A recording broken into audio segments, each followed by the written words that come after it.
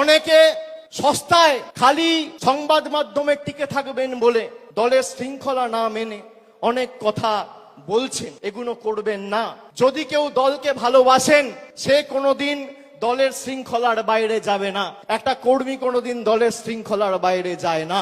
আমি এমএলএ, আমার কত ক্ষমতা, আমি দলের মুখপাত্র, আমার কত ক্ষমতা, আমি দলের সাংসদ, আমার কত ক্ষমতা, আমি টাউন চেয়ারম্যান, আমার কত ক্ষমতা দেখাতে গিয়ে আপনি দলকে ছোট করছেন। আর যারা এই কাজগুলো করেছে তাদেরকে চিহ্নিত করা গেছে। বিগত দিনে যারা দলের সাথে বেইমানি করেছিল, মুকুল রায়, শুভেন্দু অধিকারী, এদেরকে চিহ্নিত করার কাজটা আমি করেছিলাম।